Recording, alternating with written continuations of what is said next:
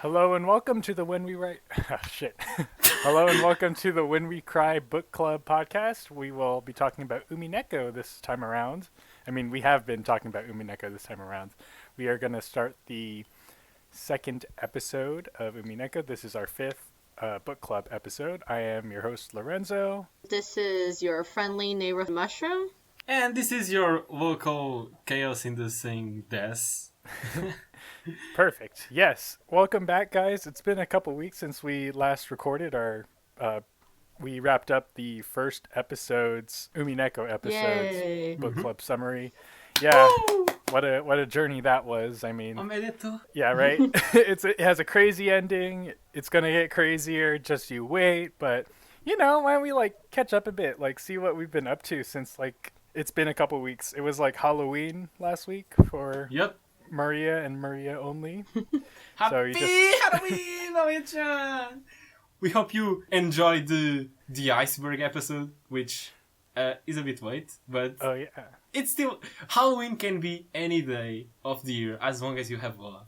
Honestly, anything can be Halloween, anything can be Christmas or Valentine's or St. Patrick's Day. I was listening to a My Favorite Murder podcast episode a couple weeks ago, and there was this a serial killer who held a Valentine's party for himself and went on to kill a bunch of people. So there's Wow, that. that's impressive. I used to listen to a lot of My Favorite Murder episodes.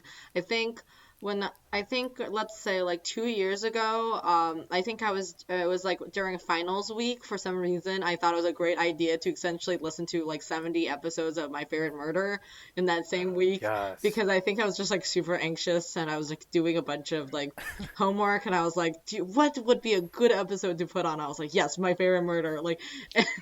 And these are just mortifying stories about young women getting murdered, told by two young women, and I was this is great. This is good. I'm okay. But they're awesome hosts. They're so entertaining to listen to, and they honestly they're making a living off of their own podcast. Isn't that nuts? Yeah, that's pretty crazy. I will say it's My Favorite Murder, and I still listen to Last Podcast on the Left, which is another true crime, I guess, cult podcast. It makes a lot of sense. If you're into Umineko and you also listen to podcasts, you're probably super into true crime anyway. Exactly. And that's why I work in not work in true crime, but, forensics. Yeah, so Lawrence is it works so cool. out. What the hell? Yeah, I just got really lucky, but, don't give up on your dreams, kids. Believe in yourself, and maybe you'll be a professional taste tester in a DNA lab like I am. What if my dream is to make Umineko a reality, though? Oh no, I don't think you should do that. You just told me to follow my dreams. What the hell, man? Double standards? Okay, maybe not that dreams. Not all dreams need to be followed. Alright, then, I guess, what have you guys been doing on these past 2 weeks? Yeah, exactly. What have you guys been doing? No, what have you guys been doing? Oh, okay. Oh, okay, fine. Who will start? I'll say it. I'll say something. So I finished that video game 13 Sentinels I was raving about. It was pretty good. Had some nice disjointed storytelling, which I don't know, I think we would all appreciate. That was cool. And recently I've been squandering my time in life trying to beat Touhou 6, Embodiment of the Scarlet Devil, in a single credit, which is a nightmare. Do not do it. It is the worst thing I've ever tried doing, but I'm a little bit of a masochist, so I'm just gonna keep wasting my life until I beat it. So there's that. Good luck. Wow, that's pretty impressive. God, it's not. It's just sad how much time I'm spending on this thing. Cause I always die in the same spots, and I'm just I could be doing other things, but here I am just wasting my life and perfecting energy. your Toho skills. Yeah, honing your right. skills. You're right. I'll destroy all those flying magical girls one day. Yeah. Don't worry. It's not a waste of time. The phrase is just a game is such a weak mindset. You're okay with losing. It's the imperfection of a fucking skill. I don't remember the copy pasta. We're not doing this. Well, Mush. We'll forget that even happened. Okay. Go on. So, who else wants to share their week? I guess if You. Okay, I'll share it. Okay, cool. You do it. I had fun things happen to me. So one of the first thing is, Des probably have seen me struggle for a whole week now, but besides my busy schedule of doing other stupid things that my life requires me to do, I've been meticulously editing the Halloween episode of the Smoking Room. So it is a Smoking Room episode where we have a special guest on, and we talk about the Umineko iceberg. Well, I wasn't in on the episode, but the point of the story is that because I am the person I am, and I essentially spend probably around like 3 days straight just like purely editing the audio, and the raw audio used to be an hour and 48 minutes, and when I finished editing with it, 20 minutes of it was gone. Nice. Yeah, but what you guys need to realize is that when Mush says meticulously, she means fucking meticulously. This girl, like, you guys don't fucking understand. There's like 2 milliseconds of silence between two phrases that, they do sound better if those 2 milliseconds aren't there, but they still sound cool and organic with those 2 milliseconds there. No, for Mush, no, that's just the biggest problem in the audio. She just has to take it out, or she just can't sleep at night, you know, like. It has to be perfect. It has to be more than perfect. You don't understand. I also have very just detailedly took out every single time anybody said like more than once in a sentence, or they said So I will have to hold whoever is editing this episode. It's either gonna be me or Des, or maybe I don't know if Evatrice have time. Evatrice is the one who usually edits. Yeah, I think Evatrice is very busy though. But whoever's editing this, please just edit out my ums. Like, I sound so stupid with them in it. Please. Like after I've watched you edit the audio, I myself have been taking more care with the audio. If you go back and watch this week's Higurashi Log episode, you can clearly see the audio has gotten a bit more attention than the previous ones. So I'm glad that my work has been able to inspire others. The second thing that I want to bring up is that I have a friend right now who is reading Umineko for the first time, and they have never read Higurashi, and I don't think they will ever want to read Higurashi because they're not the type of person they do. They're not really even an anime fan, so I find like maybe getting to Higurashi is a little bit too much of a culture shock. Yeah, that's not happening. And this person really likes Knives Out, so I was really excited for them. So they wrote, they're currently just got to the epitaph, very, very, very slow into the story in EP1. And I'm really excited for them. And if I get more surprising stories or dumb comments that they make, I will surely say on the podcast. One of the first things that they said was they really, really like George, and he kind of finds Battler annoying. And I'm excited when that flips one day. And maybe he wouldn't. Maybe George will just be his best character for the whole series. Like that one comment on the video of Victima Propiciatoria on YouTube. You can go look it up. There's someone in there saying George is their favorite character. No, they're wrong. They're absolutely wrong. But I'll let people have wrong opinions. It's fine. It's fine. Okay, Des, do you want to close us out? What else what happened to you this week? Yeah, I really haven't been doing much. I guess I've been talking to you guys, and that's it. I guess I've been theorizing about Higurashi Go. It's just really fun to theorize about that. And also, I guess, trying to fix stuff with my computer since that laptop just doesn't function. I don't know what's wrong with that computer. It took fucking 4 hours to render the most simple video yet on the channel. Meanwhile, it takes like 3 hours on the other ones. Like, ends up taking more because it crashes, but it never takes that much just to render. This time it took that much to render. It didn't crash, luckily, but some fucking how the simplest video on the channel is the one that took the most time to render. I don't understand my laptop. One day I will, but for now, it's just this big mystery. Yeah, you gotta upgrade, do everything for the podcast. Sacrifice your money and time, space. Yeah, money, man. Actually, computer. I'm midway through this magic circle I've been making with my blood since we started. Okay, cool. I want to summon a NVIDIA graphics card. I guess I will start just blabbering about what happens. Yes. This is the beginning of episode 2, not to be confused with this 5th episode of the book club we're recording, but, episode 2, question arc part 2 of Umineko, if you will. You might notice when you start up the game that the background has changed from the Rokenjima Manor or Ushiramiya Manor to an aquarium. So that's interesting, cute, weird. You start the game, and what's even cute and weirder is that George and Shannon are on a date. Like, how'd this fucking neckbeard, score this hot piece of, hot piece of pureness, I'll say. They get all deep about living life in a cage. They're like, oh, all these, fish and sharks and dolphins, they live their entire lives in this aquarium, and they don't know there's a bigger worlds out there. And George is like, I think I want to eat them. Can tell they have the intellectual discrepancy there. And there's a title, Turn of the Golden Witch. The omniscient narrator prefaces that this chapter is going to be like super hard, which as a reader, it means Ryukishi is challenging you to figure out what the heck's going to happen. Is it Ryukishi though? Death of the author right fucking now.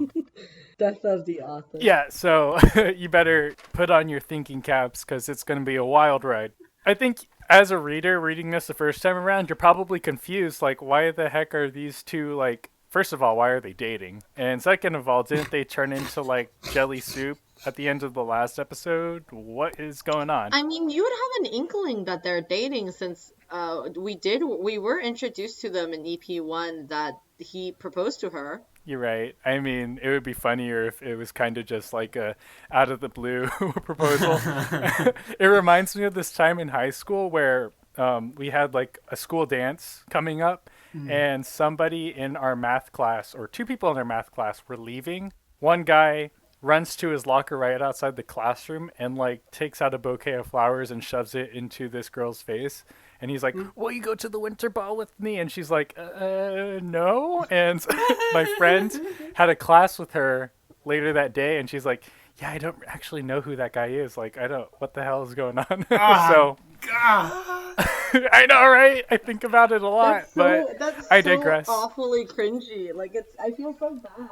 Yeah, I know. I mean, like, come on. It's kind of intense to just put people on the spot like that. Totally. Yeah. And especially if you don't know them. So I'm just imagining George doing the exact same thing, but apparently they had a good thing going on before then. So let me see. Shannon's saying stuff like, no matter how gray this day is, the sea looks blue as long as I'm with you. And George is like, I'm going to bully the fuck out of you because I got bullied as a kid, and seeing your feelings get hurt, is chef's kiss. I totally get it.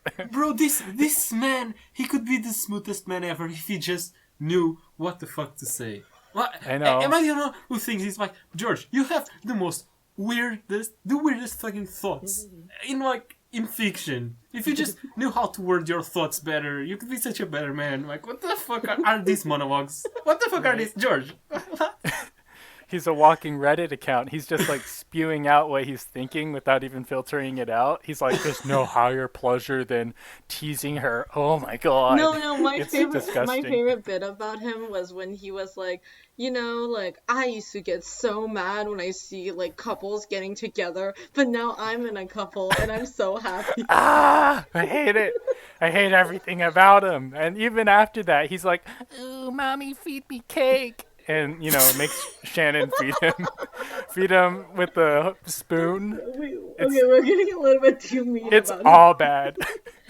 We're so mean. So yeah, I mean, George sucks. We need to get that point across. He's terrible. But Shannon is like all over him. She's completely smitten by George. She's like, this is all because of magic. This relationship all due to magic. Magic is a miracle. Miracles can happen if you believe in them. And George is like, that's some girly ass shit you're on.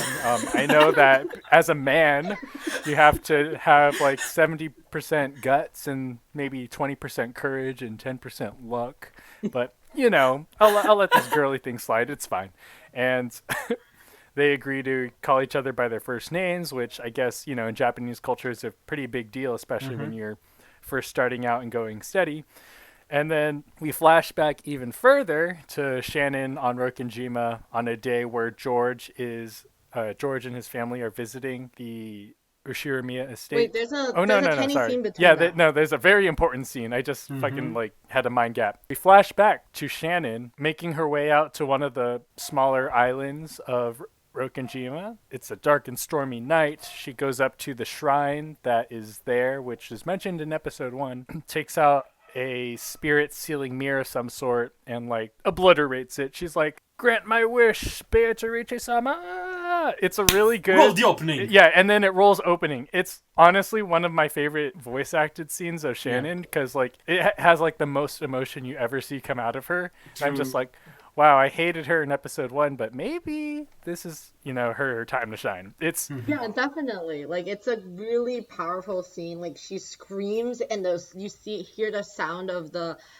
mirror shatter, and it just cuts to the opening. Like, it's such a smooth cut. Like, it gets you into the spirit. I know. I was like, wow, this date scene was taking way too long, and then, it snapped me back into focus after that whole thing played out. So it was pretty badass, I'd say. Good job, Shannon. And now we go back to Shannon's point of view, going on and on about being furniture who's incapable of love. And we flash back to before George and Shannon's date, where George's family, Ava, Hideyoshi, George, are visiting the Ushiramiya estate to talk money with Kraus and Natsuhi and Kinzo. But, the kids don't really care about that. But there's a scene where both of the families are, like, talking to each other and comparing Jessica to George, which, first of all, is insulting because you're being compared to George. And second of all, they're like, Jessica, get your shit together. George is so awesome and focused and cool and smart. And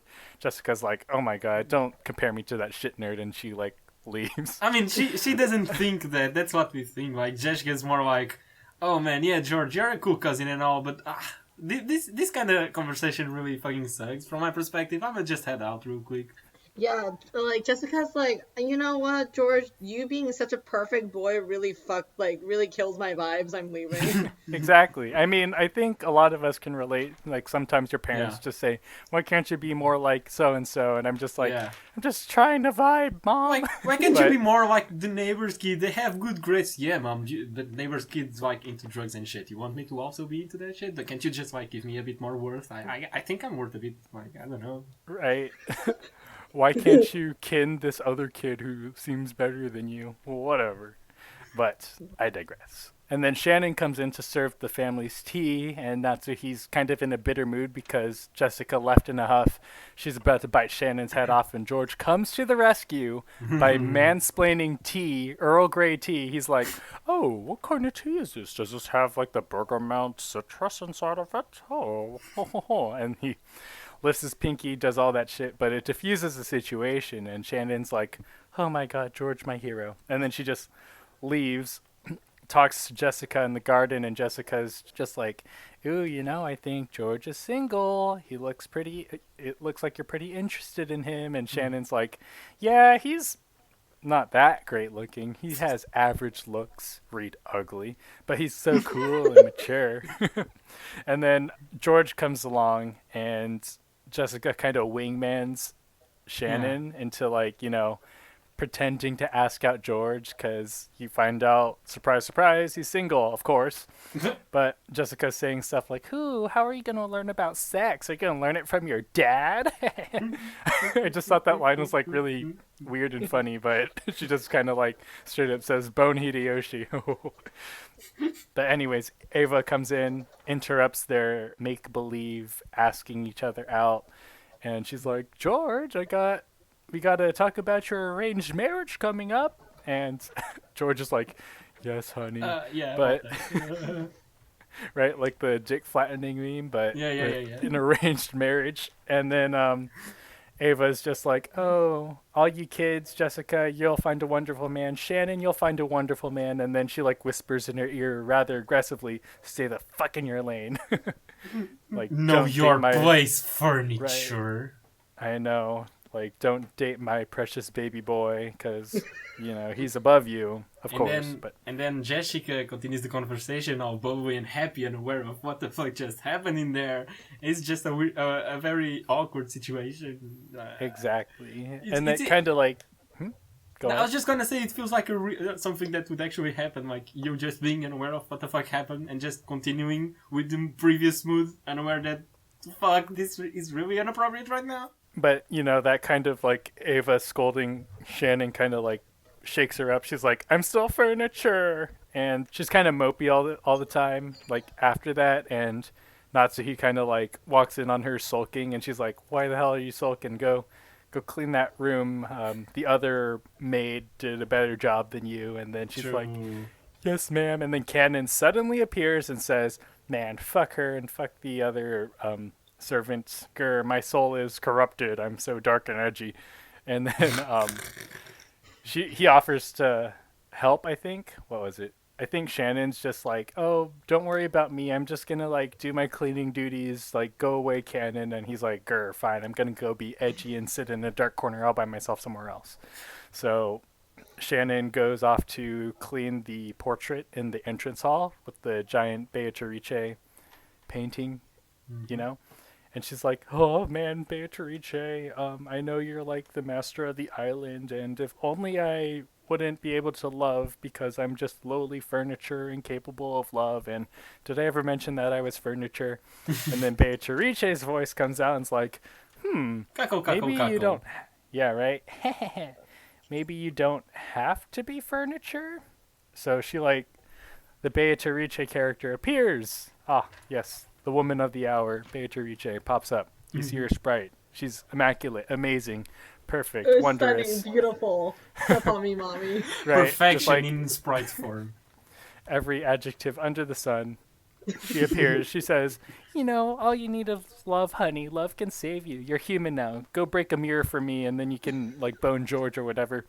And Shannon's like, "I don't know. That sounds kind of sus and scary. I don't think I want to." And Beatrice's like, "This is an offer you can't refuse." And then Cannon pops out once more. He says, "Beatrice, shut the hell up. Don't even try to threaten Shannon ever again." And Bea's like, "I could fuck you up if I wanted to, but I won't." And then marks Shannon and Cannon with a little butterfly tattoo and disappears. So Shannon and Cannon meet Beatrice once more.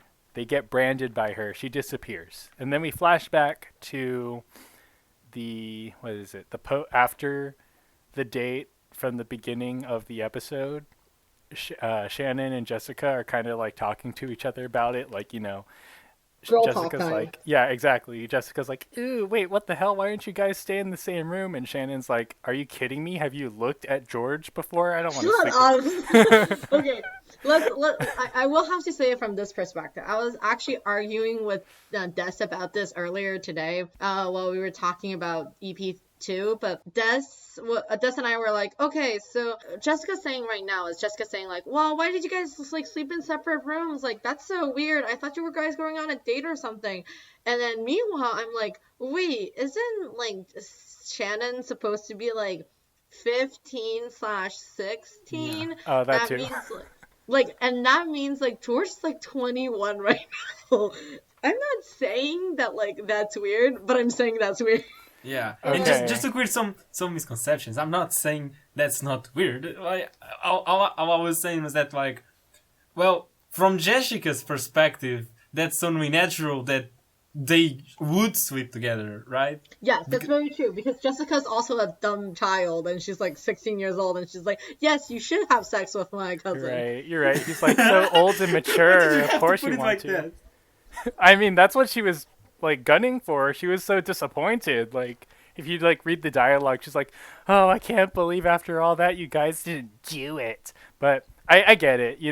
Teenage stuff. You don't really think about that kind of thing. And Jessica's also really thirsty right now. She's like, "Fucking hell, you had the chance and you didn't go for it. I've been dry for my whole life. Fucking hell, Shannon, didn't move for me." Oh my god, yeah. So immediately, after having this conversation with Shannon about oh my god, you have a boyfriend, you didn't even have sex with him. What the fuck? And then Jessica just starts crying and just 'cause I want a boyfriend so bad. She's like, yeah, exactly. You took the words right out of my mouth. Jessica's like, "I wanted my cousin to be boned, but I also really, really want a goth boyfriend." But And then Shannon doesn't say anything, but inside she's kind of like, "Oh, do I have somebody for you?"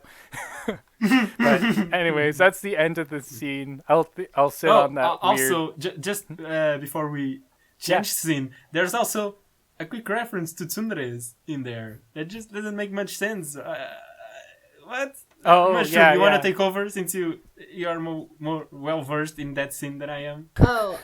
So I don't know if anybody noticed that tsundere scene, but it's where Shannon was like, well, people who aren't honest about their feelings, such as you, my lady, though, what is that word again? I learned it from George Sama. That's right, they call them tsundora, like tsundere but tsundora. It's like, apparently, they're quite popular a few decades from now, you know? Right, it was a weird meta reference. It was quite odd. So after the talk between Jessica and Shannon, we cut to Beatrice and Shannon talking together. They're in cahoots. They're like, Shannon's thanking Beatrice for all her help because of the whole George thing. They talk about how magical Beatrice is, and only she and a select few others, including Canon and kind of sort of Kinzo, like notice her. Like only Canon and Shannon can see her at this point, and Kinzo's kind of like or as Beatrice says, Kinzo is so horny he tried to summon me but kind of failed.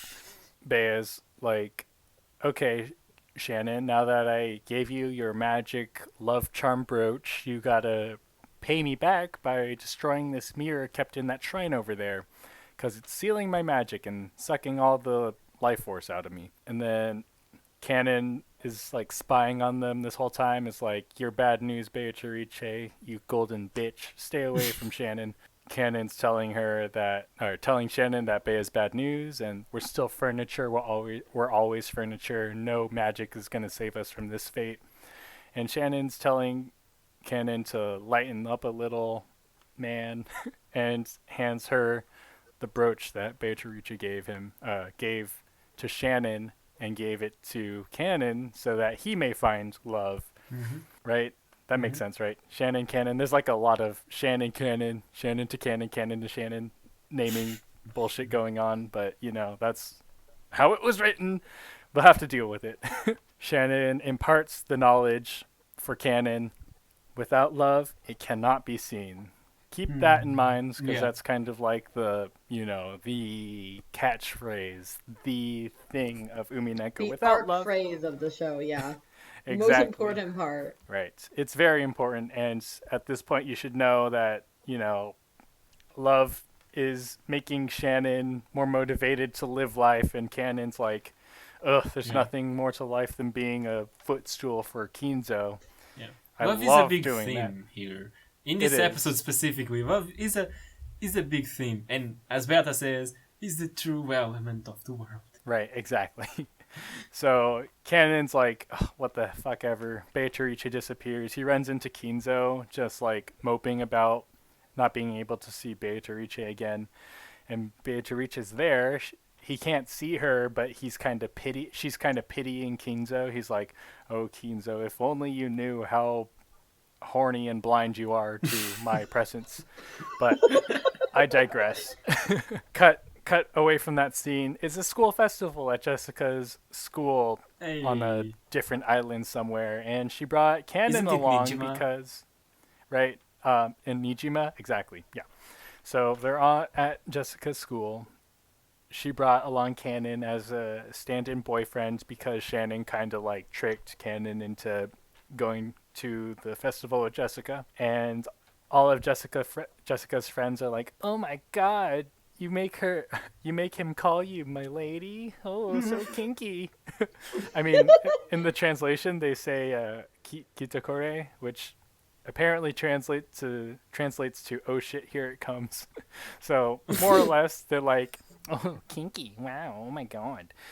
So Canon's just like, oh, this is boring. I'm gonna be, zipped up in my super high turtleneck that covers up my entire body and face, and stand in a corner and be all mopey and edgy, and everybody's like swooning all over him because he looks so cool and dark, and like a vampire or whatever.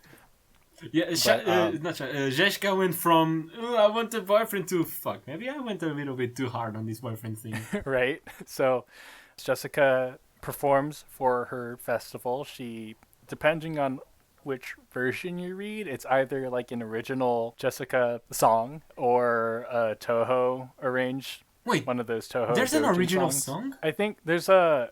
From what Mushroom showed you from the Let's Play, they have like a. It's the British sprite. Yeah, it's the British sprite, and I think it's Jessica's voice actress actually singing the song, but from the Steam/original release, it's a Surupetan, whatever. Betan, betan, suru betan. Yeah, like- It's a Yeah, song exactly. about people having flat chests. I hate that music so much. Yeah, Yes, it's literally cursed.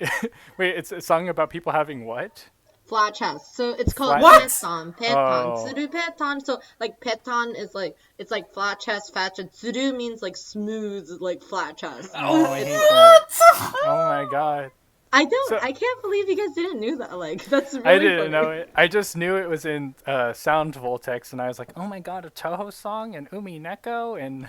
and Yeah, Yeah, I the didn't know. problem I was didn't that- know about Toho at the time, so I was just listening to this. Like, why would you choose this song, Jessica? What's the appeal of this? I don't know. I do not know, but everybody's like soaking their panties at her. They're like, "Oh my god, Jessie Chan." Wait. Just on a really funny note, we did miss a scene that I think is really important, Oh, which which is one? that the one where Jessica, it's between the scenes of like when Jessica starts performing. Jessica's Oh, when like, she- "Oh my God, Shannon, I don't have a boyfriend, and everybody in my school thinks that I have a boyfriend. What should I do?" And then Shannon's like, "Oh, well, that's easy. We just have to make up a boyfriend for you. Like, let's just have him. Like, let's make up a boyfriend. Let's make up a backstory for him, and then I will just drag canon for you to pretend to be your boyfriend."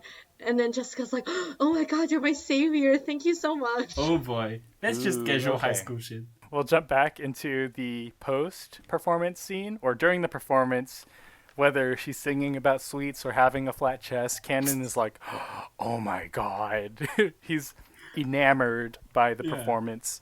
It kind of makes his heart grow 10 times larger for a split second. But after the festival, Jessica and her family are talking to each other. Natsuhi's like, "Oh, Jessica, I saw you. You did very well at the festival." And Oh my god, Jessica's you like, did, mother! That's so great! And then Natsuhi's like, "You did a really good job at the opening speech ceremony, and I totally ignored you for the rest of the festival." And it breaks Jessica's heart a little bit. But then Canon comes along. They're in the garden together, and he's like, "I did see you perform, and now I want to live my dreams and live a life." Not really, but he's just kind of like, "That was pretty cool," and then kind of Yeah. like, Yeah, and then in a way, like Jessica's like, "Oh, so what do you think? Like, was it super good?" Canon's like, "My lady, I cannot love you. I'm furniture." And then Jessica's like, "What?" And then she like He's like- cries. "I just asked if you liked my music," and Canon's like, "Nah, I can't even fucking like you." The song was cool though, but so he breaks Jessica's heart. Jessica goes off to cry in her room, and Kumasawa's like, "Oh, I know what she's going through. Sucks to be her, I guess." But Canon's just like, "I'm furniture. I can never love you." And Jessica's like, "Can't you like lighten up a little? You're Can't you not be someone-" furniture! I know, but Yeah. I'm a duck. No, you're not a duck either! Yeah.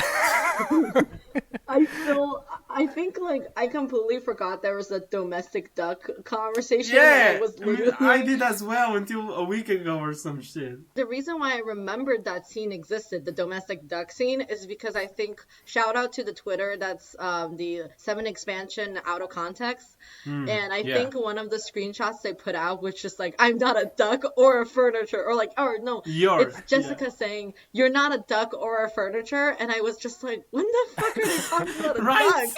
That was And my then- exact experience. And then like finding it again in EP2 doesn't make it any better. It's just, it was such a nonsensical scene. I know. I mean, that's pretty hallmark of Ryukishi's writing with the weird analogies, but Like it might be metaphors. it might be the translation. It might just be the way he writes, but there's a little weird wording here and there, but I appreciate it. "You're not a furniture or a duck." And then Canon's like, "I so am a furniture and a duck. Go fuck off, Jessica." And then, breaks her heart. Jessica runs away. And then Kagu desu, Karicha quack. pops up. Yeah, quack. Stop. He Sorry. goes, "Quack, quacko des." And then, makes Jessica cry, runs to her room, and Beatrice pops up and says, "Nice going, you fucking duck." And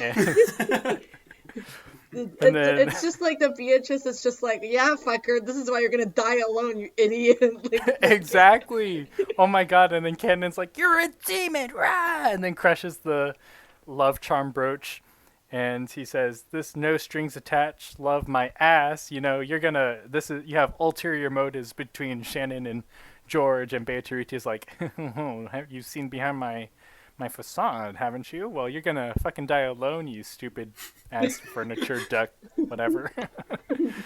um, You so table. I think it flashes forward to the pre-conference time before everybody goes off to Rokkenjima for the annual family conference. You see Maria and Rosa struggling to get to the airport, and Rosa beats the shit out of Maria in public, but then buys her Halloween candy to make up for it, so I guess it's fine. And then you see Natsuhi and Kraus just talk about their money troubles.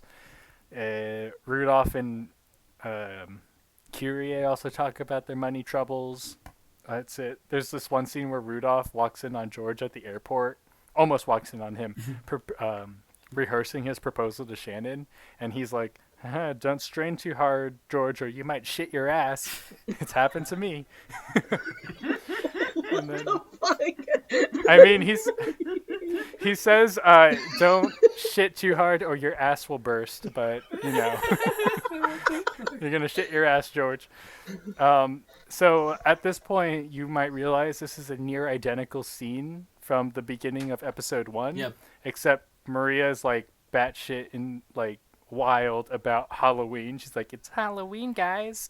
It reminds me of this. I'm gonna like go off topic for a second, but there's this quote unquote punk band from the 70s, which was actually 3 high school sisters locked in their basement because a father heard a psychic tell them to like lock them in the basement and make music.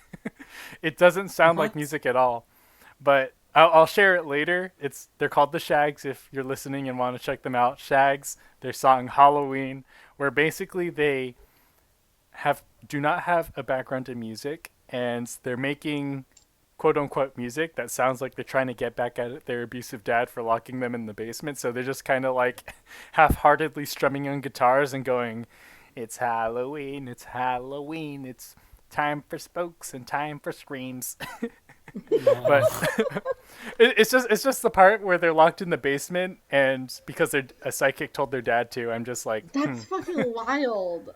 It is, and they're popular. Like, it doesn't sound like music, but all the indie heads are just like, "Oh my god, this is the beginning of punk music." Like, even Kurt Cobain. Wait, this is a real story? Yeah, Well, it totally is. I'll share it with you guys later. But I was like, listening to this, thinking this was some kind of movie, but now it just hit me. Wait a minute, no, this is a real story. What the fuck? No, in the 70s, siblings locked in the basement. It was common, you know? But yeah, that's crazy. That's really ridiculous. I mean, the story itself just sounds so metal. That's mental. How did that even happen? I don't know, but you know, if an Umineko Rosa can beat her daughter in public and nobody really bats an eye, I think I wouldn't put it past Grandfather. Societies. How people handled children in the 70s and 80s. But anyways, it's Halloween, says Maria. We cut to Nanjo and Kinzo talking about what's gonna happen. Kinzo's like, "Oh, the roulette is spun. I'm gonna go all chuny on your ass and say that the summoning ceremony is going to happen. Shit's gonna go down. Just you watch, Nanjo, my boy." And Genji's like, "Your family's here." And Kinzo's like, "Fuck off. I'm gonna wait and see everybody die and turn into jelly again." And that's basically the quote-unquote game board setup that Beatrice talks about. We cut to her and Battler in the purple smoking room, the metaverse, if you will. She's like, "There it is. All the game pieces are set up. Do you have a game plan, Battler? Are you going to figure out what the hell's going on?" And he's like, "Nope, but I'm not going to give up. And we're going to keep doing this over and over until I have you begging on your knees for me to stop." Yeah, And because Beatrice Beato is is like, this is gonna go over and over again until you fucking forfeit, man. This is gonna be endless torture for you. And Butler's like, no, you, this is gonna be endless torture for you, Beato. Exactly. I'm not crying, No, I'm gonna you. make you cry. It's like, now say it without crying. But Yeah. Beatrice is like, bring it on, Ushira Mio Batara. And then that's basically the opening of episode 2, which took all of almost an hour to explain. But there it is. The game board is set up. It's happening again for whatever reason. You're going to see people hopefully die horrible deaths. You're going to have lots of mysteries and locked rooms to solve in the coming episode. And a lot of love to read about. Oh, totally. So at this point, I want to thank all the readers who have not yet finished Umineko. Thank you for tuning in and reading. Many thanks. We'll see you for the next episode. And we would kindly ask you to tune us out because we are going to spoil the entire story after Yes, this. but not before leaving your like and subscribing and commenting. Yeah, like, subscribe, comment. If you're listening while you're doing something monotonous, stop what you're doing and turn us off. Otherwise, you'll spoil the whole story, and you don't want that. And also, if you are a first-time reader and listener and you find our endless abuse on George awful and we're mean people, please write it in the comments about how George is a good boy and he deserves all the love he gets. So then I can crop it and then show it to you later when we get to the later episode. I mean, we don't need to get to the later episodes. Like, where we are at, we can already see that George is kind of a bit weird. Like, when he was on the bathroom just training to propose to Shannon. Shitting his ass? No. And then he's just like, Shannon, I'm gonna tell you something and you're gonna listen to it and accept it without saying a word. Like, that's not something you say to someone you're proposing to. George, what the fuck?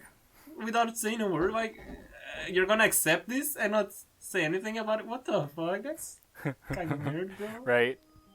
Yeah. So yeah, thank you for listening. Tune out now or forever hold your peace.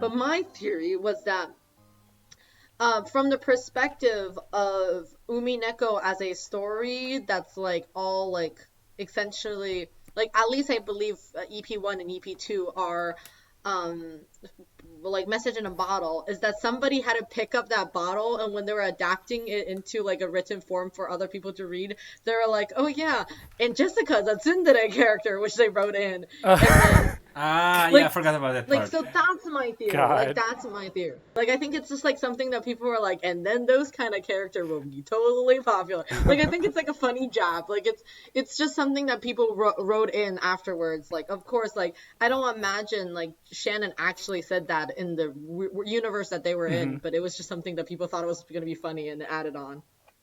I like that theory. I think we can start with how much emphasis is placed on Shannon and Canon and Beatrice's relationship here. Like, when I first went through it, I was like, oh, there is a magical thing named Beatrice because there's this shrine that's like sapping her magic and Shannon breaks it and all hell breaks loose. But little do you know, it's really just Sayo's internal struggles, and it pops up multiple times throughout this episode, but this is where it's like the most apparent. And I'm just like, when I was reading it, I was on dumb baby mode, and I was just like, oh, there's magic happening, totally. Because These it are even all distinct makes characters. Sense. Like with the magic logic that the episode proposes, it makes sense within its own rules. Ooh, okay, so this is a thing that I want to bring up. I think I was listening to Umineta talk about this a while ago, but so you know how every single question and answer arc actually is supposed to be not essentially the parallel or like echo each other, just like I guess in Higurashi it's not that obvious, but like in Umineko, EP1 is like a perfect mirroring image of EP5, and EP2 is a perfect like mirroring image to EP6, because EP2 is all about love and about like do I gain love by using this like golden brooch, and in EP6 it's all about like, oh, if my love win and I can be the one get together with a person I like. And I think that's super special, and we're gonna get more deeper in that. But it's suffice to say, EP2 is all about love, and if my love can survive, like stronger than your love,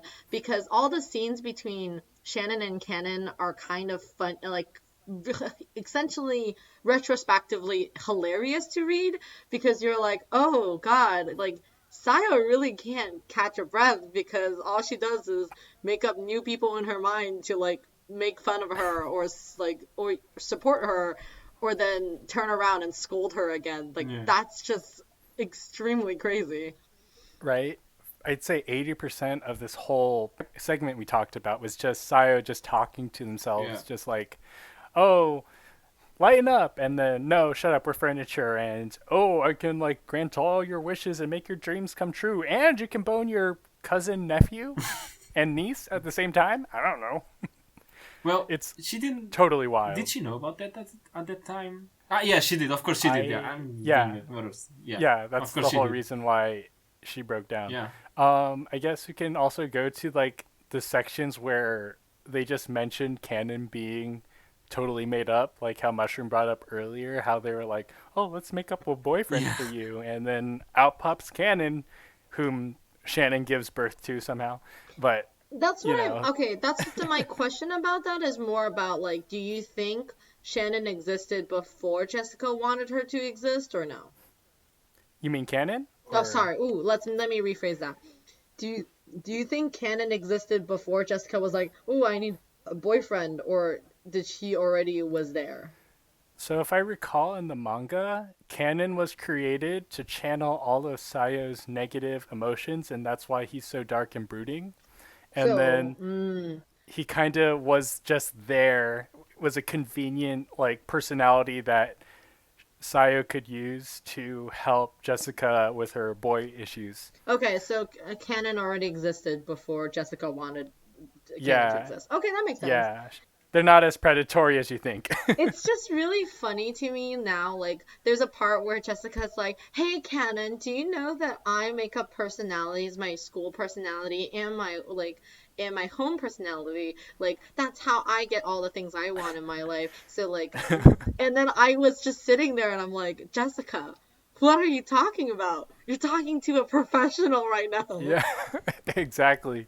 Oh my god, it puts everything into perspective. It's kind of wild how it just kind of like, on a reread, it just opens up so many things. Like, it's nuts. But thank you for pointing that out. That's so, like, it's such a galaxy brain moment right there. But touching upon what you just said about how rereading it opens up the whole mystery for you, and also about what we were previously discussing about just the whole themes of the episode.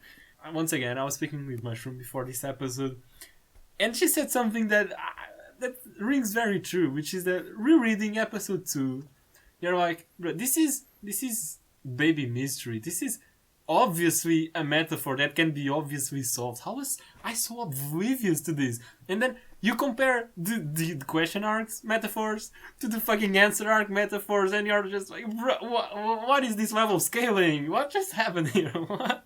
Yeah, I mean, I say like answer arc metaphors are kind of hilarious, because if you thought like EP2 metaphor wasn't like obvious enough, EP6 metaphors is like, okay, so there's 3 couples here. There is Shannon and George. Like on the other side, we have Canon and Jessica, and then we have Chick, Beatrice, and Battler. Only one of your couple's love can come true, and then you're like, oh, I'm a dumb baby. Why would that be? Why would only one of their love come true? But that's not the kind of metaphors I'm referring to. I'm referring to like episode 6 finale, or fucking Lambda when she mentioned she's super paper, which is like something I myself don't even quite understand, but Sushi does, and she has apparently explained it to some of you guys. I still don't get it, but I truly believe that she's right, because fucking Especially as apparently unwalked Umineko, she's like the galaxy brain. I get it. But yeah, like metaphors in the answer arcs are like just outrageous all over the place and fucking amazing. So you're just saying like how open-ended these metaphors and interpretations can go, just like bound all over the place. I'm just saying that like the metaphors on the question arcs, they get answered in the answer arcs, but there isn't an answer arc to the answer arcs. So the way Umineko is structured is that, okay, we're gonna give you these metaphors, we're not gonna explain to you what they mean, but we're gonna give you the tools to get there. So like, yep, you've finished reading Umineko now. Gather all of the tools this 200-hour story gave you and get to work. Try to open up the answer arcs for yourself now. You know? Yeah, I think that's really impressive of Umineko is the fact that, like, basically speaking, Higurashi just kind of spelled out to you in the end, and they're like, okay, so then this murder has happened this way, or like, I'm not going to talk in detail of what I am gonna say. I'm just gonna say that, like, I feel like Higurashi does a better job just explaining to you what each arc happened and what actually happened in each arc, while Umineko finally got to the moment when you're in EP7, you're like, oh, is Will gonna explain to me all of the crazy locker room mysteries? And then no, Will's just gonna say something like as cryptic as like ashes to ashes, dust to dust, and you're like, what the fuck is he talking about? Yeah, but that isn't necessarily a bad thing, right? Because no, not at all. I'm not saying it's bad. I just think it's funny. Yeah, that is true. What else parts that people thought was funny, like while reading EP2, like beginning of EP2? Did you guys like the part of the dating scene, or do you think it's more cringy now reading it? It was cringy at first, and it's cringier even now. Like, I don't know. On both reads, I thought it was just like a very boring dating. Like, how are you guys dating each other? You're just so not interesting. Yeah, that's very true. Exactly. I think even if you don't really like root for their romance in the way that you thought it was like cringy because you realized their age difference or anything, it's just a very, how do I say, boring dating scene. Like both of them seem so like both of them seem so uncomfortable or just like so timid. Like they don't talk about anything of importance, even though they've been talking for the longest time. The only thing they talked about that I thought was slightly funny was when he's like, oh my, I want to eat these fish. And then Shannon's like, I feel like only Japanese people think about eating fishes when they're in aquariums. Like, I don't imagine, like, American people would think that.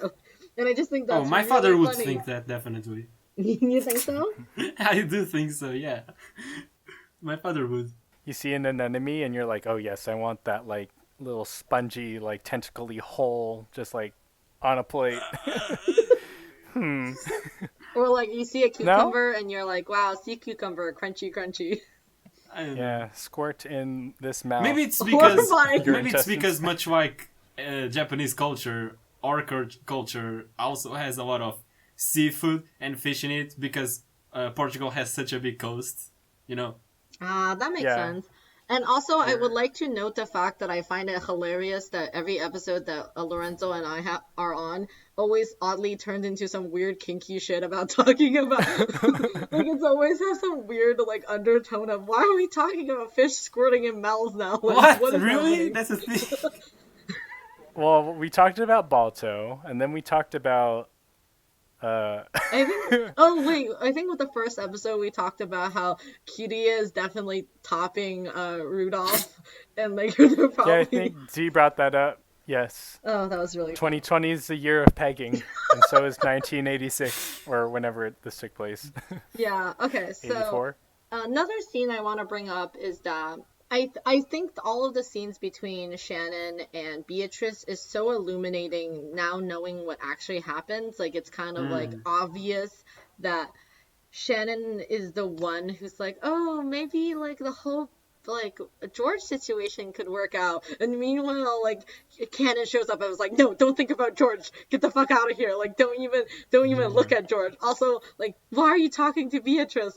And then Beatrice meanwhile is just like being cackling. It's like, ha ha ha, you stupid boy, you think you can stop me? Nothing can stop the wheels of love. And she's like, if you murder your whole family you can get what you want. And then oh man, strangely enough, Cannon's like, you know, the voice of reason, and Shannon's like, maybe I might. Just a little as a treat. I'll murder my whole family. It's kind of funny. Seeing these characters interact under a new light, like Canon with Shannon and Beato and Jessica, Shannon with Canon, Beato and Jessica, like seeing these characters interact now, knowing what Saya's situation is and how cornered she is, and just seeing just seeing her cornering herself even more, and then it just, as you said, it really puts everything into perspective. Yeah, it's actually way more nerve-wracking now. Like, Yeah. you know how, like, some people feel like, oh, like, now I know the ending happens. Like, it will be, like, less stressful to read the past of the story because you're like, oh, well, I know this is going to happen. But it's actually more nerve-wracking to read it now than before, because before, when you first read it, you're like, oh, like, it's just, like, a cute maid talking to her lady and about how, like, the boys that they want to date and how she's trying to date her cousin. But when the reality is, like, no, Sayo learned that she's the head of the family. Also, that she has this other persona she plays, which is the boy, the emo boy. Also, the emo boy character kind of likes Jessica, or Jessica really, really likes Canon, and like that's a bad news because I need to go on dates with my cousin. Like that's just so weird. Like I feel like what kind of like pressure is like Sayo even operating underneath, because she must be losing her shit, like, and like just thinking about like what's gonna happen, because I mean it's good, like I like going back to that scene where they talk about how they're living in separate rooms, but like when we're gonna get to the end when like Sayo's like, I am so mortified to the moment when when George is gonna see my body. George keeps talking about how George wants a big family and wants to get married with me, and how I would be such a good housewives, and I don't know if I can do either of those things. And it's horrifying to read. Like you just feel so bad. Like part of me feels like a sense of relief when you know like everybody's gonna fucking get murdered anyway. It's just like the great lady Bern Castell said, first you play with them and enjoy the story, and then when they're dead, you play with their guts. Which is what we're doing on the first playthrough. We're just enjoying the ride, and on the second one we're analyzing everything and getting the juicy bits we didn't get the first time around. It's honestly so scary. What do you think, Lorenzo? Just like going back to the biological side of things, because like if Sayo is, you say, castrated and their hormones are kind of, not typical, I was wondering how they're like biology would be going through puberty. Yeah, like their hormones just going through puberty would be, because like that's so would they true. have like that they would they have have the such same like hormone imbalance in general. That's like that must be awful. That, and I'm like, is it like, are they horny, or is it like just the idea of love that's just like driving them mad? And because I get it. Sometimes you want to murder a whole family and blow up an island for the sake of a little nut. But I think we can actually say that maybe Sayo doesn't feel horny because precisely on episode 2 you have that scene when Shannon is protecting George from Beato, and Beato is going so hard on the fact that humans can feel lust. She's going so hard on that just leaves me to believe that maybe she just doesn't feel lust. Oh, that's very true. I would say that too, because in a way that like maybe what Beatrice is actually saying to Shannon, which is, I guess, what Yasu's saying to herself, is that Yasu's like, oh, like lust, like that's the most like powerful thing. Like, do you want to do the fuck? Like, that's so great. And I feel like what actually might happening in Sayo's mind is that Sayo loves George a lot, but not like sexually, like as in she's like romantically attracted to him, but actually probably don't want to do the sex with him, which I think it's. And then George is like, I want 10 kids with you. She's like, and I think that's really interesting, because I was gonna say that not only the fact that Sayo didn't grow up to, I mean, Sayo doesn't get to grow up to know exactly what their gender is, and also was raised in a raised as a female, and also I guess mostly that identifies as a female, but like in the way how it is told, that you just could imagine how confused Sayo is. Sayo's like, oh no, like what is even happening? Yeah. And truly, I don't even think Sayo might like want to, like, I don't know, Sayo might not even want to have sex with like George. Like it's kind of awful to think about it that way, but like that might be really true. And especially that that's brought up that point. And I also would have to say, like, I don't really imagine Sayo tries to murder the whole family because they want to do a sex. It's more like Sayo realized everybody else wants to do a sex too hard, and that's why like Sayo needs to kill the whole family at this point. So bottom line, it's all George's fault. Kinda. Ah, that actually led me to a weird conclusion, because you see, Beato, who is basically portrayed by the story as the main personality now, since the story revolves around her and her pairing with Batra. What does Batra see in Sayo besides the fact that she trapped him in endless torture? Like, Batra is all about boobs and boobs, you know? Like, Well, the thing is like, I remember this is probably brought up later on in EPA or something. I think it's in our in the Confession, like the manga, which is Confession or something.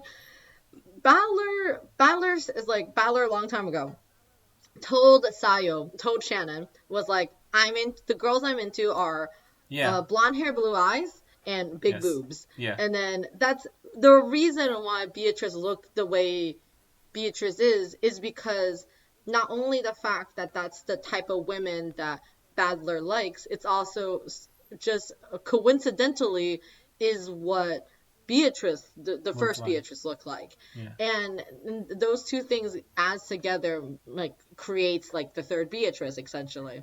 Yeah, but and I think that's what I mean. Batra basically only likes her for her physical attributes, you know? Not really, either that, though, like, or Batra just has a really big heart and he just kind of fell in love out of pity, I guess? No. Like, yeah, like Stockholm Syndrome. No, but like, wait, are you saying like Are you saying like Meta Bachelor or like the actual Battler? Meta Bachelor. I mean, no, but if you think about it, like, okay, so let's bring this up. In EP5, what they stated is that a battle between like mystery is it's like flirting. So the idea is that like I give you some hints, yes, and are you catching on those hints? Yes, and that's like, and because the idea of like mystery is bearing your heart out and being like vulnerable. So the idea is that like what they're trying to say when they get to EP5 is that they're saying that like the question mark is essentially just a long like flirt between Beatrice and Battler, like as in like they're both just like testing the water, like seeing like this person, like, is this person thinking the same thing I'm thinking? And honestly speaking, like, I think if we were talking about Meta Battler, why does Meta Battler likes Beatrice? I think it's like a spiritual, like, it's an intellectual kingship kind of thing. Yeah, I do like that. I like how you worded that, because I don't think you want to take their personalities at face value and say this is how humans interact. That is very true. It's more of like an intellectual, just like battle of wits, and metaphorically how relationships. Yes, because that's actually also how Baron's relationship works with Wamda. Like they torture each other. That's their relationship, torturing each other, and even then they fucking love each other. So I guess what you're saying is very true.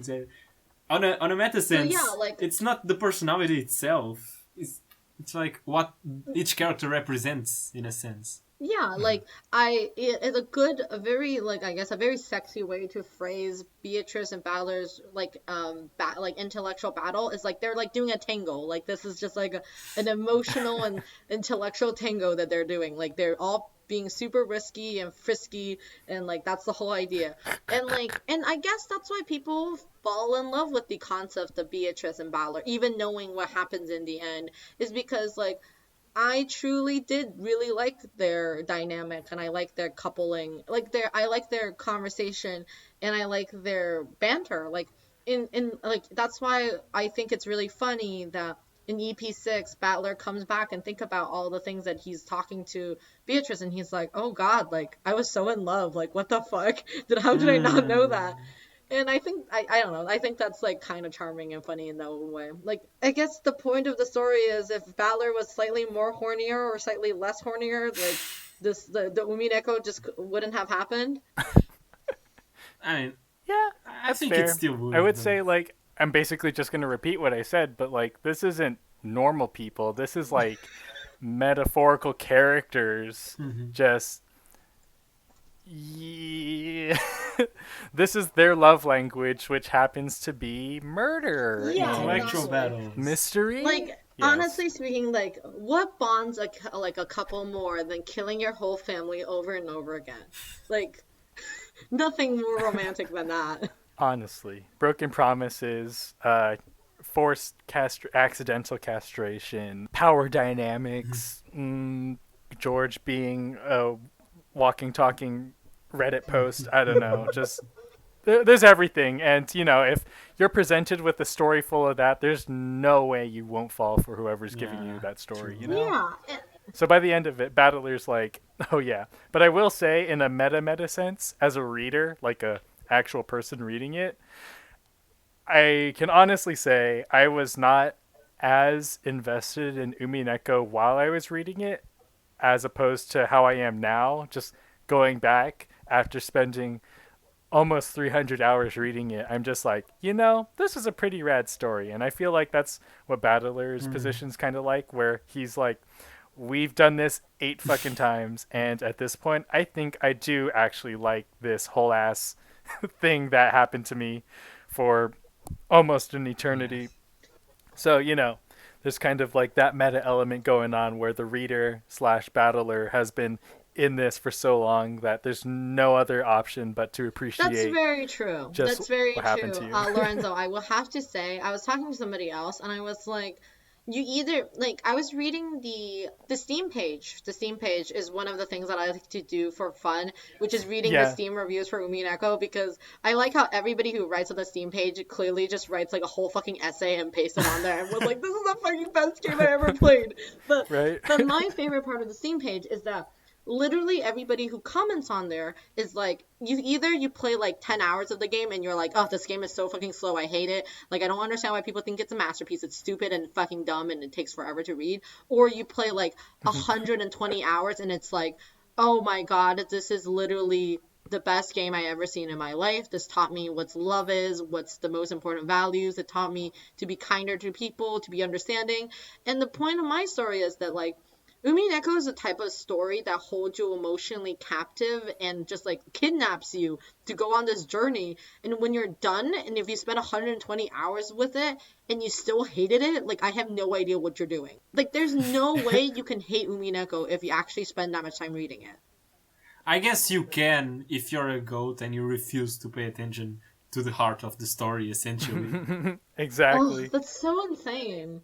Right? I was gonna say that I definitely did turn to the Steam pages as like motivation to like finish it while I was reading Really? it. That's funny. And then and then you might fall in the camp of those weirdos who actually do end up enamored by it by like episode 2, and you're like, oh my god, this already changed my life and taught me what love is, and I'm just like, By episode 2? I don't believe you. That's funny though. No, I think they were talking about episode 4, but you know, at the end of the question arcs, I was like, I was more motivated by the fact that I spent 120 hours reading Yeah, it like that's than the point. trying to figure out It's what a happened. sunk cost fallacy. Like you're like, well, I already put in this much time. I guess like another 100 hours wouldn't be bad. But I just think like I think I brought this up many times because it just bugs me the fuck out. But like, I don't understand how you could finish reading Umineko and then be like, ha ha ha, fuck trans people, also gay, never Yeah. heard of that. And then like also like, ha ha, incest so funny. And I'm like, how could you have read all of Umineko and come away with takes like that? Like, how is that even real? They didn't read it. Like That's that's what so it is. insane. Yeah. Especially because it's a story that teaches you how to be an active reader. Like, there's no way you can't just not come away Yeah. from the story without, you know, getting the little other plot points that Ryukishi sprinkles in there, because there's no way you can just like squander that time unless you were like not reading it or Yes. trying to play other games while you were reading it, because I definitely did that. I was playing like Cookie Clicker the entire time I was reading episode like 3 through 5, and I mean, I understood what happened. That's understandable. It's just that I totally get that. I think Umineko, on the other hand, it is like in frustratingly long that you like the whole scene. I remember reading EP2 and I was like, could I just skip this date scene? Like, I don't give a shit about these two people. I don't want to see them go on dates. Like, I'm so fucking tired. Right. Oh god. I guess that's a testament to like how Gigabrained Ryukishi is with roping you with the story with like the most trite dating scene into, oh my god, this is a life-changing story-ass thing. I gotta tell everybody to read it, except, I can't just like tell everyone, hey, there's a 150 plus hour story that might change your life. Go ahead and do it. Like, I don't think it's that feasible. You just have to be a weirdo like us and just do it. It definitely changes you. It teaches you not only how to be an active reader, it teaches you how to handle sensitive subjects with care. It teaches you how to more efficiently structure your thought process. Fucking It Umineko. has everything in it. I really want to get there eventually when we get to EP8, but I'm like, EP8 is such about the process of grief and like about family struggle and how to forgive your family. I mean, not to be topical right now, but it's very hard to like when you have family who don't agree with you or don't even see eye to eye with you anymore. Like, how do you move past that to even like or even contextualize that your family's like that? Like, is insane. And Umineko just like kind of explains to you, it's like, yes, every family has that, and this is how you have to deal with it. And you're like, what the fuck? Why am I learning shit from like this like stupid Japanese nymphette novel? Like, what? Yeah. Oh my god. Embarrassing. But it's an experience that I'm glad we all have a common interest in and get to share and talk about on the podcast. Yeah. Because, I was like, after I binged it, basically, I was like, I need to talk about this story, and here I am just talking about how much of a shit Lord George is. So there's that. And I say this is a good beginning chunk of EP2 because it's kind of confusing. Like, you just restart the story. It's just all about how everybody gets on the island again, and then the first part ends with how you finally get introduced to the meta world, which we don't have a name for it yet, but the purple smoking room, and they're just like, hell yeah, Beatrice, time to battle. And then Valor gets to do the Ace Attorney move, like, the hand pointing. The finger pointing. But like, you're in for a wild ride past that point. I'm just like, okay, I know that there's little to no interaction between like the reader and the game, but go off, I guess, and then all that shit goes down, and I'm just like, oh, all right, I'm into it.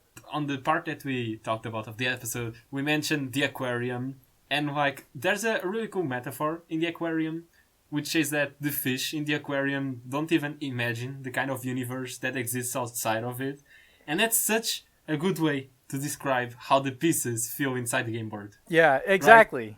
That's Ooh. Like that it has like a double meaning between Shannon's like life on the island and the whole ass game board. So good point. That's also, I want to talk about the fact that you and I were talking about the metaphor about the ocean, and let's talk about that metaphor about the ocean then. True. Well, what I was saying to Mushroom was that I never quite grasped what the meaning of Canon saying that he just couldn't see the sea as blue and he just saw the sea as gray. I was saying much that I just never actually got what that was supposed to represent. And then you want to take over now, Mush? Yeah, so I was reading about this whole thing about the ocean, and the reason why we think ocean is a certain color is actually because ocean don't inherently have a color. The color we see of the ocean is the reflection of the sky. So I find it, so if the sky is blue, the ocean is blue, and if the sky is gray, the ocean is gray. And if we, arbitrarily speaking, our our like sky is filled with like red clouds, the ocean would look red to us. And what I think is a very interesting metaphor is the fact that so Shannon keeps saying that like, oh, the sky looks like sky and the ocean looks blue to me, and then while Canon says, oh well, like it looks great to me because there is a storm coming. So like literally speaking to Canon, the ocean looks gray because that's how Canon feels. And then even later on, there's another scene where Canon goes to do the whole thing with Jessica, and he comes back and he's like, well, that was nice, but like still don't feel it. To me, the ocean still looks gray. Yeah. It's because like it reflects a kind of way of like thinking, because Shannon is so happy and Shannon was with George, and Shannon says like, whenever George is with me, I feel the ocean looks blue. And that's a really good way for the readers to understand like that's what's actually reflecting from the characters and how they feel. And it's also telling like the readers like whatever you see is like, or not whatever you see, like whatever you see is what you feel about it. Yeah, and totally. Because like if you, sorry, what you were gonna say? Yeah, totally. As Hannah Montana said, life's what you make it, so let's make it right. Bruh. But go on. You did not. Well, that's it, that's right? it. Yeah, I think it's essentially the old Yeah. saying that, well, if you look at things positively, the world's gonna look much more brighter to you. Yeah, the world may look more positive to you, but as we know from the later parts of the story, the golden truth has to be handled carefully. Because if you don't handle it carefully and with due respect and with due caution, you're gonna end up like Maria, right? Deceiving yourself all the time, disconnected from the real world, and essentially bringing yourself and everyone around you into a deeper pit. So yeah, looking at the world through a happy perspective is good, but try to not deceive yourself too much. Keep yourself rooted in reality. Totally. Yeah. I mean, again, you just have to. It's all about perspective. Or there's like that one viral video of that lady going like, you know why you're all angry is it's perspective. You all may be like ugly and fat and disgusting, but you know what it is? It's perspective. What? But it's a meme video. I will share it with you guys along with the shags, but Okay. there it is. Anyways, that was a chunky ass episode. True. There's going to be tons of editing that has to be had, but thank you all so much for listening and sticking with us if you made it this far. But that's it for this book club episode. See you next time. See cats, do crimes. Anybody else want to say anything? Have a nice day. Enjoy yourself and look at life through a blue sky lens, I guess. I don't know, just be happy. Through a fucking kaleidoscope. Yep. I don't know, take care of yourself, take care of each other. Good day.